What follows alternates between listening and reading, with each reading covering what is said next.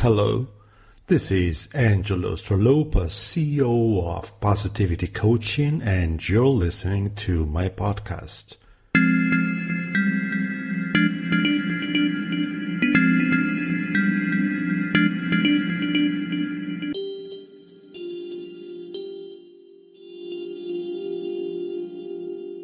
Hello, everyone. This is Angelo Stralopas, and today we have with us Jenny Andrukaki, who has just got her PCC credential with ICF and had recently the experience with the new ICF Credentialing exam. So first of all, welcome, Jenny, and congratulations for your PCC. Thank you. Thank you so much, Angelos. And the exam was quite an experience, I should say. Yeah. Yeah, I figure, and I can only relate with a little bit similar experience I had last year with the team coaching credentialing exam, but it's not the same. So I think since you have this experience and it's quite recent, I think it will be for the benefit of our viewers if you share your insights and tips and tricks, and how, which is one of the things that made you successful, of course, and your long understanding, insights, and experience with coaching for so many years. But however, understanding how to navigate the serious, strict requirements, new requirements of the ICF credentialing exam, I think this will be very beneficial for our viewers. So would you like to share a little bit of your wisdom on that? Yeah. Wisdom or experience, maybe. Yeah, I think maybe that's the right term for me. Okay. So, yes, as I said, it was quite an experience, and it was a bit different from the CKA in its essence, in its procedures. And I think I have prepared a presentation. Maybe, it could help us. So may I start sharing my presentation? Yes, I think that would be wonderful. Oh, okay, so we have some visual. Yes, let's have this visual aid to make things more easy to understand. Here it is. So let's go about new ICF credentialing exam. It's not so new now. I think it's okay. In August, it's a year.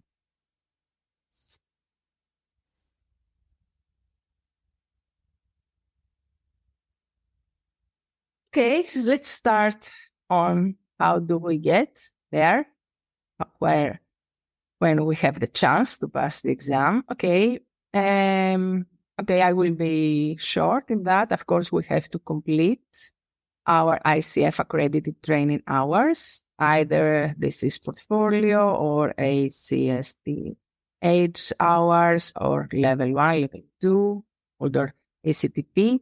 It's 60 hours for ACC and 125 hours for PCC. We need to complete our practice hours, 100 hours for ACC and 500 hours for PCC. And we need to have our sessions approved, recorded sessions approved, one recorded session for ACC and 2 for PCC. And this is done either by ICF, if we go with portfolio or ACPSH, or if we go with level 1, level 2, or ACTP, it's done by our school, the approval. So then the process is a bit smoother. And of course, we apply. Oh, okay. Do you want to add here something, Angelos? No, I think you have written everything. It's quite easy to understand and explain for everybody, so they can look at all the details you have included here. I think that's very helpful. Thank you, Jen. Go on. Yeah. Okay. Then it's our we need to apply, and we need to pay, of course, for our application. Again, if somebody is ICF member, That saves them $150. If we go with the diploma of level 1 or 2, this saves us about $200. And after our application, we wait for approval. Again, the level 1 and level 2 diplomas, because they come with the sessions approved, they make us wait for 4 weeks only. If we don't go with that, then we need to wait up to 14 weeks because the ICF needs also to look through our transcripts and recordings and approve. Yes, go through the assessment process, and yes, they follow a rigorous process with different assessors, and then they'll try to find it if their assessments are close. If not, they might want to engage a third assessor, and that might take time. Yeah. Because actually, you have to keep that in mind that assessors are ICF members who are volunteering, in essence, into that process. So that means that they are not staff, they are not ICF staff, so it's not their full job. So it's something that they're doing on the side out of their goodness of their heart. Hopefully good. So after all these good people have approved our sessions, okay, finally we get an email that we can finally proceed with scheduling our exam. And then we can schedule it within the following 60 days.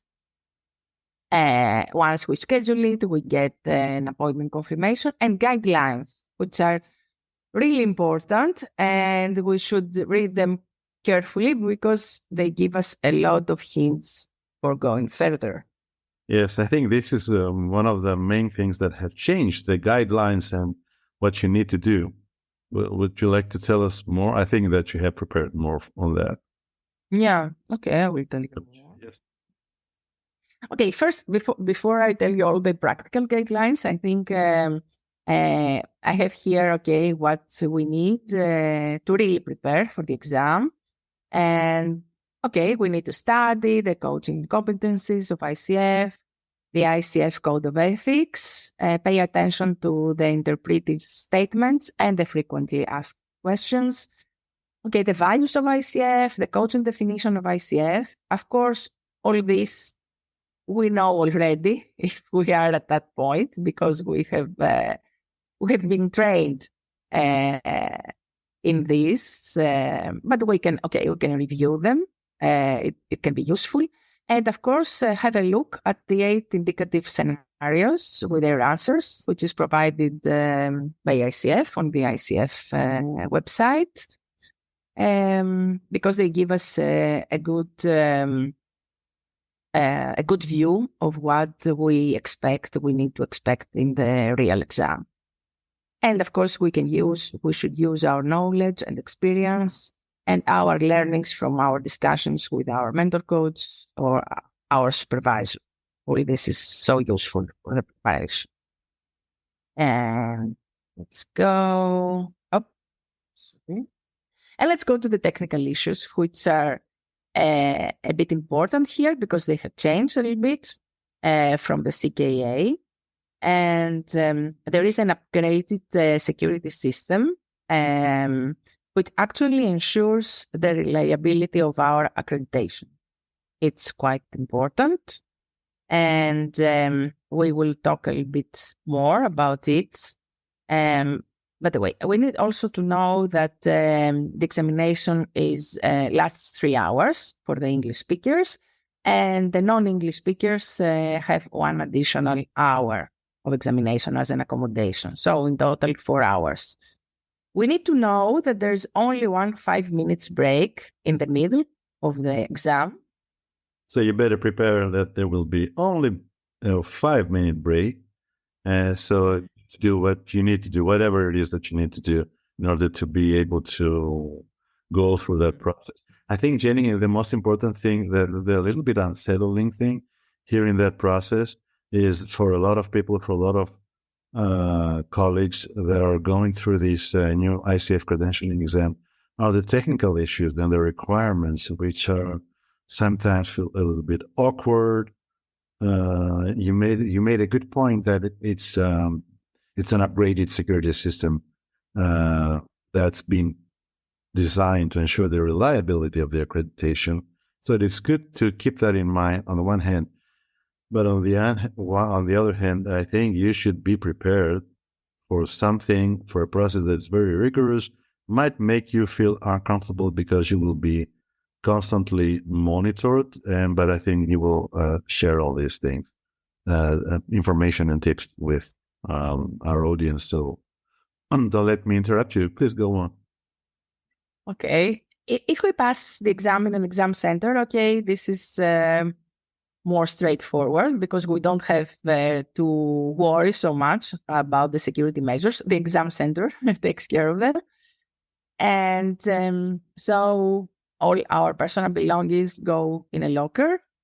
And then there is an on-site proctor, an on-site supervisor for the exam. So we don't need to do anything ourselves, just prepare for the exam and go to the center. Okay, there are no centers everywhere. I understand now the ICF has more exam centers, as I saw at the update they sent us. So this is serving more people.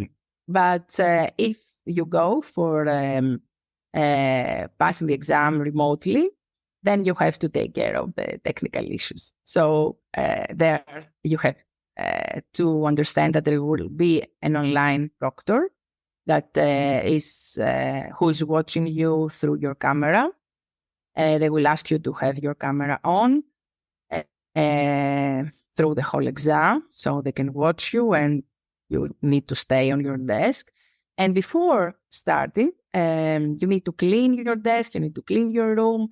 That means nothing on the desk but your PC, not even a second screen, just one screen, and nothing on the walls. And your PC should be free of whatever app.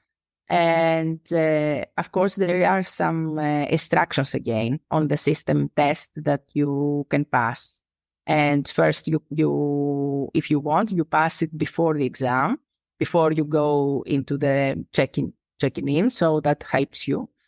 And then when you go to check in, you pass it again. We are sure that everything is well.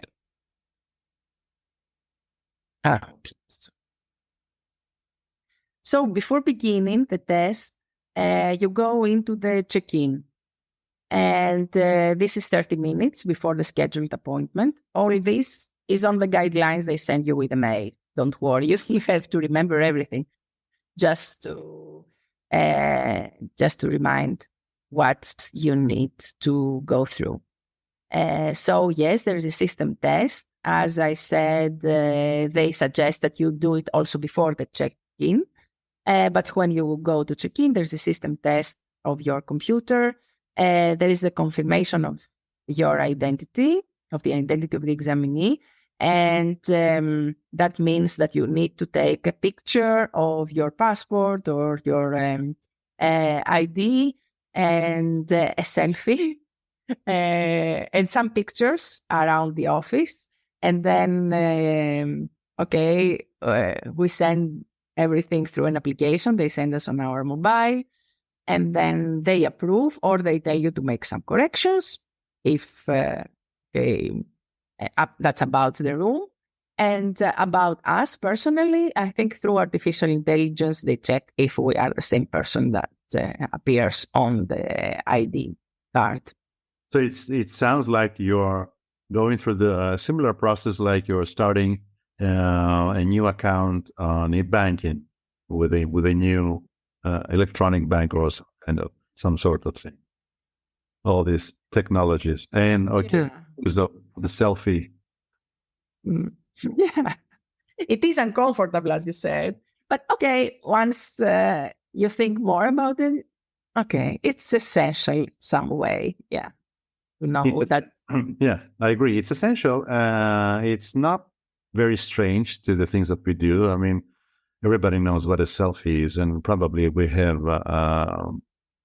took already tens of hundreds, perhaps, of selfies so far. But we need to keep in mind that we have to go through some kind of process, and that's for the reason to verify that that we are the persons that are undertaking the exam and not someone else. So I think that it helps, as you said, Jenny, earlier, to upgrade the security system on the one hand, and on the other hand, it upgrades the reliability of the whole credential. Am I right? Yeah. So once we think about it, then okay, it's also for us. You don't sound very enthusiastic.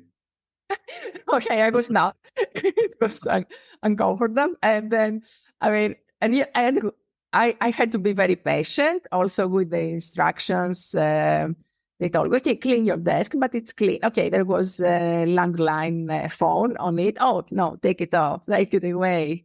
Or put your mobile aside, but okay, not very far because we might call you, but it needs to be out of reach of your hand and all that. Okay, at some point I said, yes, and everything, okay, was settled finally. And then and everybody goes at the end at the queue.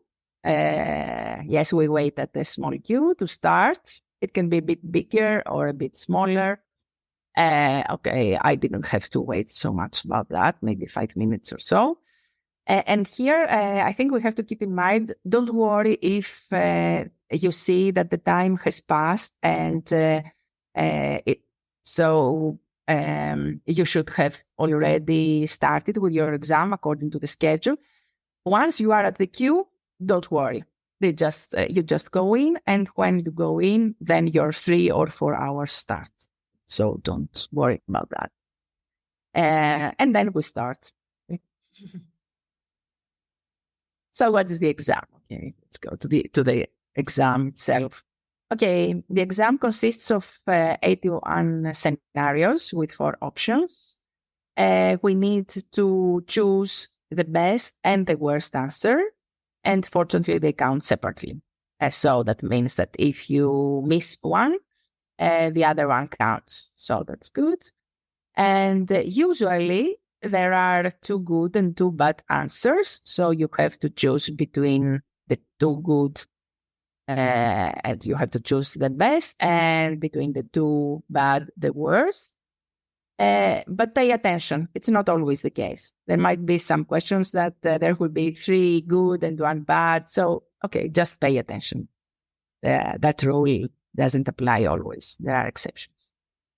And okay, there is a drag and drop system. So you just pick with your mouse the good one, the best one, and put a box, etc. So let's talk a little bit about the essence of the test. The scenarios are quite realistic. So that means that you might find some scenarios, that you have found them in real life with your clients, and you have been there. And you had to choose really what you as coach should do, because that's the question, what the coach should do. And so, yes, that's very interesting. I found them quite instructive, actually. And then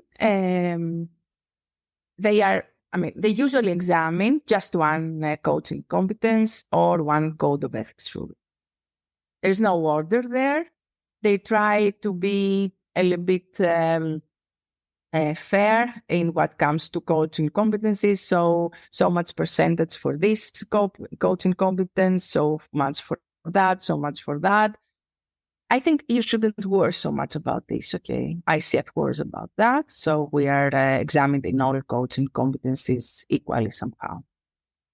But pay attention to the fundamental ICF coaching principles. I saw them a lot in the exam, that the clients should be at the center of the session and not the coaches.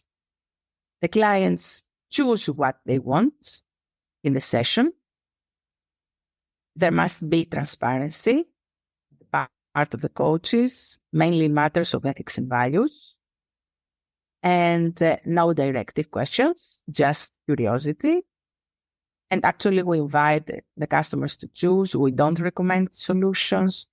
And as coaches, we should be self-aware and aware of our conscious and unconscious bias.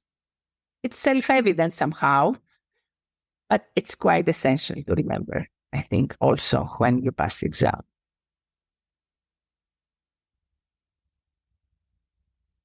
I go on. Angelus, you don't want to comment anything on that? No, I think that's you are explaining everything very well. So yeah, why don't we go on and see what else is there? Yeah. Okay, some hints and tips for the correct answers. Okay, for sure, we know the coaching competencies and the code of ethics as long as our training is accredited by ICF, which is. And if in doubt, we ask ourselves, what would our mentor say here? Actually, I was asking myself, what would Angelus say here? Because he's been my mentor and he contributed to my success. And thank you for that, Angelus. Thank you. And we use what we know, so our knowledge and our judgments, because as coaches, we have over 100 hours of practice, at least. And we should pay attention not only to the words, but also to their deeper meaning, because I have heard that ICF prefers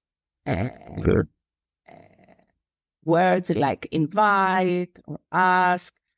They don't prefer words like tell or suggest. Yes, but please look into the deeper meaning and the context in the scenario, because that might change the meaning.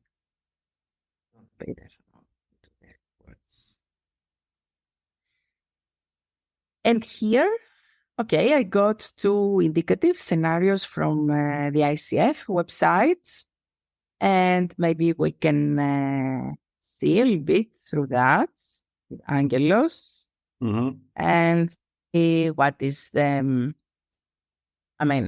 reason. One is the best and one is the worst action, as it's said. So this scenario is about a coach who meets a new client, and they arrange how to start their coaching sessions, and the client starts a new business, and actually the coach, at least hearing the name of the new business, understands that the coach is an investor in another business which might be a competitor to the same to that business of the coachee, of the client. So what should the coach do in that case? Yeah. And here are the answers. First, not say anything.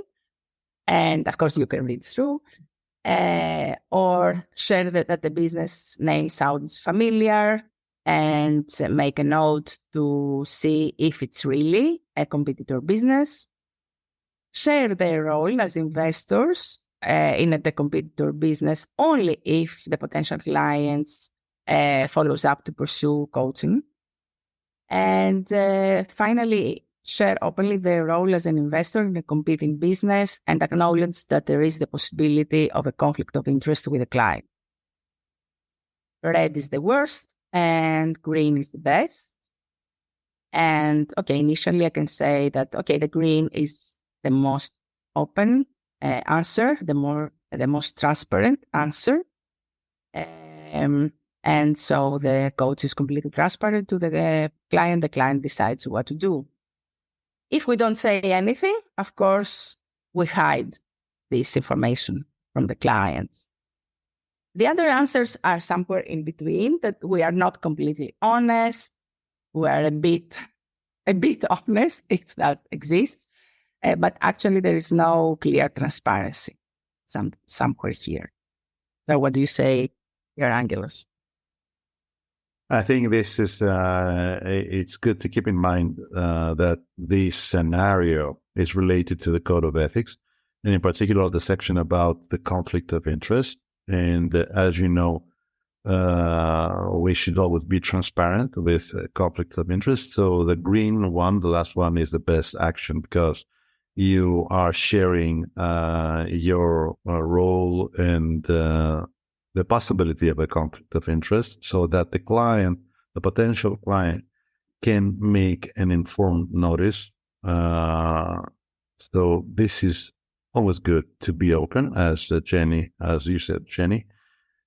And the worst thing is not to say anything which is disclosing an information that might be crucial for the potential client to make a decision of whether he or she would decide to work with you or not. Now, the gray ones or the black ones are conditional and somewhere in between. For example, share the role as an investor. The good one says, only if the potential client follows up to pursue coaching with a coach. Not good enough because you're not disclosing the information before the client makes a decision or engages in the process of making the decision. Share that the business name sounds familiar and make a mental note, determine whether it's a competitor business later than that evening. That doesn't sound like that doesn't sound very sincere. Yeah, because you know already. That's the case. Yeah. I remember one of the things that I have heard from a past president of ICF Global, which she was Lida Touré, and she said that when it comes to ethical challenges, it's always good to stay in the comfort zone. So I think it's best to be as comfortable as you can be and be transparent, open, and proactive if you can, if you must, so that the client knows what they need to know before they make any kind of decision or engage in the process of making a decision. I think that proves to be a very good practice because it safeguards your professional profile, the validity, the credibility of the coaching profession as a whole, and the interests of the clients. I think that when we look after our clients' interests, we also look at our profession's interests as well, and credibility. Yeah. And that applies, of course, to our whole practice, not only the exam. That's right. Yeah. You want to move on to another one? Yeah. Let's have a look at the next one. Okay. So that's about a client who struggles with delegating tasks to the other team members. And although at the last session, the client said that, okay, they are going to delegate tasks to the other team members, because they had a project which was falling behind schedule. At the end, they decide to complete all the tasks themselves. So at that case, here they say the coach feels disappointment that the client did not follow through on their plans to delegate. So what should the coach do? Okay, one answer is immediately reflect back on the last session and what they could have done differently to support the client in following through their plans. Or take a breath and acknowledge that the client is responsible for their own choice of whether to follow through with their stated plans or not. Or set aside their disappointment for now focus on the session and decide to reflect on the situation during an upcoming session with their own mentor coach. And finally, praise the client for meeting the project deadlines, but ask why the client failed to support their team members' development. So again, the green one, they take a breath, they acknowledge that the client is responsible of their own choice.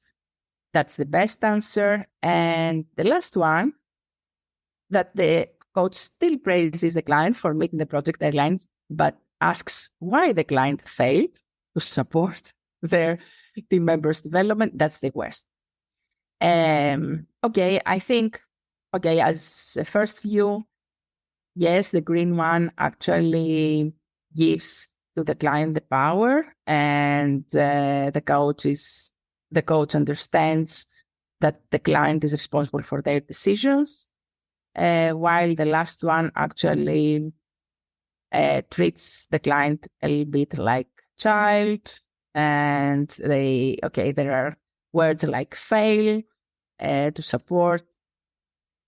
It's a bit, I think, it's not empowering at all, this approach.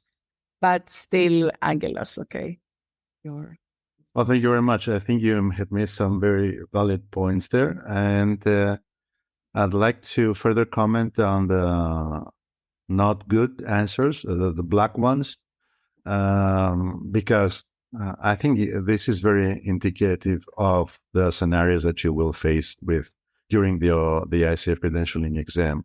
And it's good to have that in mind, that sometimes the answers are nuanced, and in other terms, they might seem to be a good answer. For example, the first one, immediately reflect back on their last session with the client and identify what they could have done differently to support the client in following through on their plans. Someone would say, why would that not be a good answer or a good action forward as a coach? Because don't we want to be supportive of the client's process, development, and so on? Well, yes. However, I think it sounds like you are making a decision here instead of respecting the client's decision or asking them what do they want to do in their session. So this is, in my opinion, the reason why this is not the good answer, because you are making a choice there, and it should be the client who is making the choice. On the contrary, the green one is it nuanced? Yes, but it also takes a different stance. It shows that you are very well composed as a coach, because, as the scenario said, the coach feels disappointment. Now, should you feel disappointment? Well, it would be better if you don't feel disappointment. But however, awareness that you do fall into that kind of experience and feeling that of disappointment, to be able to manage that, take a breath and acknowledge that the client is responsible for their own choices. They are the ones that call the shots. They are making the decisions. They can change their decisions. And you can ask the client what they want to do from now on. And as the green answer says, the clients are responsible for their own choice of whether to follow through with their stated plans or not. So this is what the clients choose to do so far. Why is the red colored answer the worst answer? Because, well, there are many reasons. That's right. First of all, because it's not like you're manipulating the client, you're praising the client, but you are asking why they failed. So there are a lot of answers that could be flagged here. Words like but and why and fail and things like that. It's like labeling. It's like judging the client. They have failed, and asking the reason why is not helping the client to develop and create awareness and expand your understanding. And we know from the basic coaching techniques that we don't use closed questions. We don't use questions. We avoid using questions with a why unless it's very necessary. So yes, this is not a good way to go forward. Actually, it's the worst way to go forward. The third one, which is not preferred, the black colored one that says, set aside their disappointment for now, not forever. I mean, focus on for now. And focus on the current session with the client. You cannot suppress your feelings because you will be in danger of them growing and of growing resentment that you will not be able to manage. Self-management is very important for everyone, for our clients, and most of all for ourselves, to be in service of the client. Decide on reflecting the situation during an upcoming session with their mentor coach. It is not bad when you're feeling something that unsettles you, brings you out of your focus, to bring that into with discussing with your mentor coach. Well, I would say with your supervisor. But anyway, if you don't have supervisor, mentor coach is not a bad choice. Supervisor would be a much better choice for these kind of things because they would be able in a coaching supervision setting to do the kind of work, the co-reflective work that you need to do in order to understand better what is happening for you and what else is available for you as a coach. So still, it's a black colored answer.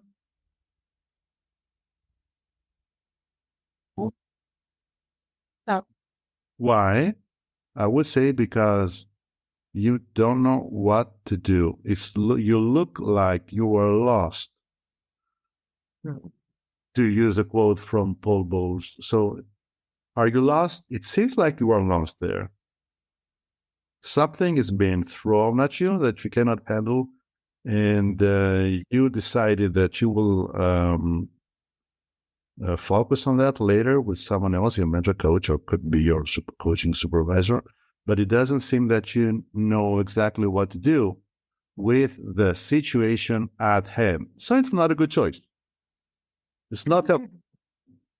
Yeah. Yeah. It seems okay, but it's not okay. Yeah, this is my take. So very good scenarios. And I think that our viewers would enjoy because they would go much deeper into understanding and focusing on the nuances and dive deeper in the mentality of how to work with their cases in their real life, in their real coaching practice, as well as in the ICF credentialing exam. So what else have you got for us, Jenny? Okay. No more scenarios. Of course, you can see the rest of the scenarios on the ICF website.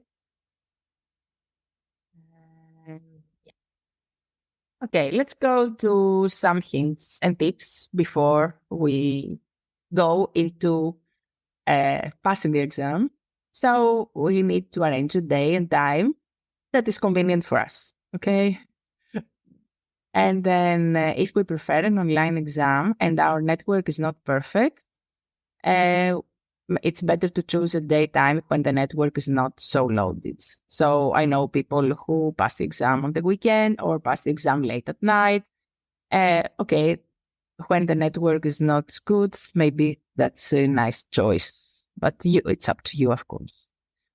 It's good that we have eaten lightly, so we're not very hungry, and we have rested. Let's not drink too much of liquids like coffee or tea, since there is only one break allowed, and that's after 2 hours of examinations, so in between the 4 hours. And if we have 3 hours, of course, it's in between the 3 hours. We have already, it's a good choice to already remove all non-PC items from our exam room. to facilitate the check-in process. So you don't have to do everything at once when you are going through the check-in process. And also during the exam, okay, let's focus on the questions. And after 4 hours, we will return to our own reality, most likely with our new credential. So that's that.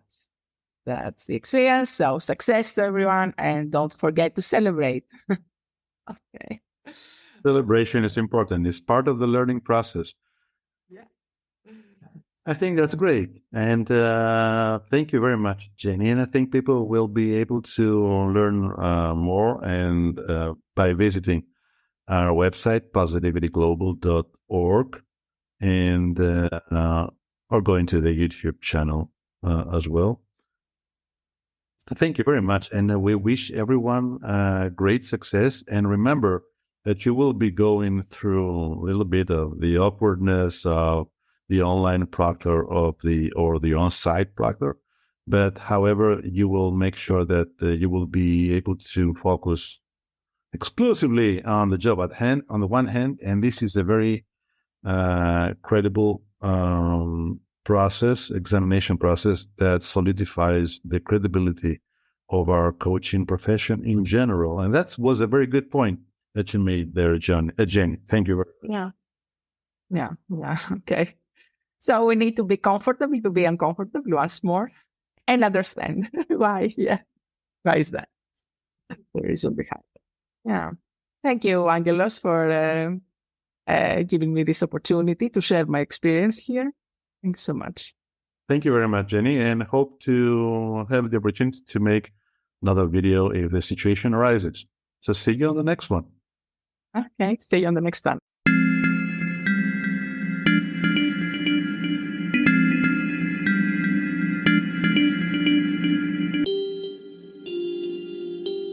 This is Angelos Trolopas, and you can listen to my podcast on Spotify, Apple, and Google.